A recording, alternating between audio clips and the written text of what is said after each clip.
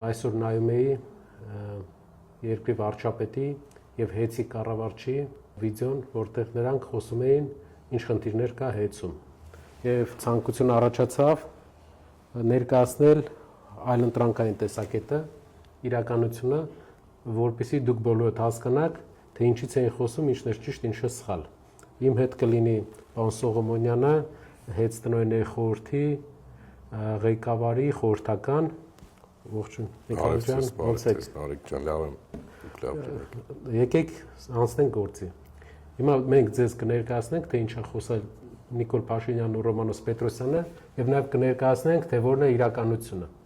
Ինչու ենք էսի անում մենք, որովհետեւ երբ նայում ես վիդեոն, դու sense կասկած առաջանում մոտդ, սկսում ես կասկածել, կարող է մի բան է ինչի։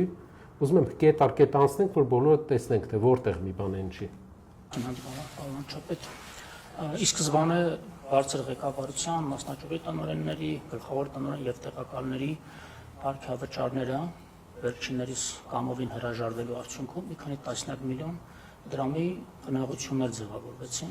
Առաջինը պատում են նրա մասին, որ ՀԵՑ-ում աշխատավարձերը ցածր են ու իրենք ստանալով Սամվել Կարապետյանի կողմից աշխատավարձ, պարգևավճարներից հրաժարվել են եւ հնարավորություն են ստեղծել աշխատավարձ բարձրացնել։ Արգելի հայրենակիցներ, ՀԵՑ-ում աշխատավարձը որոշում է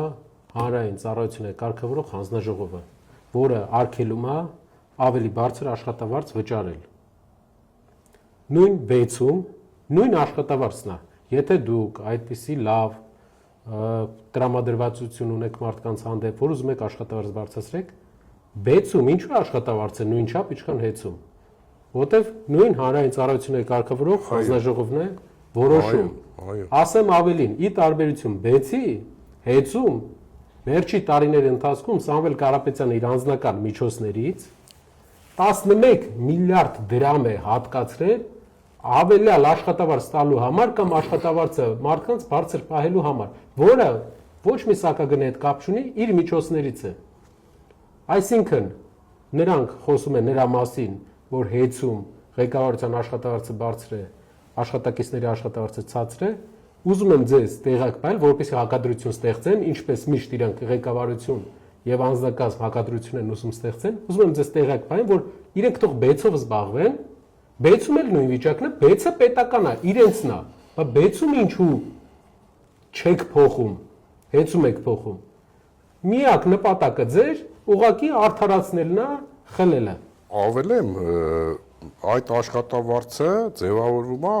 հատուկ հանձնաժողովի, հանրային ծառայությունների կարգավորող հանձնաժողովի հաստատած մեթոդոլոգիայով,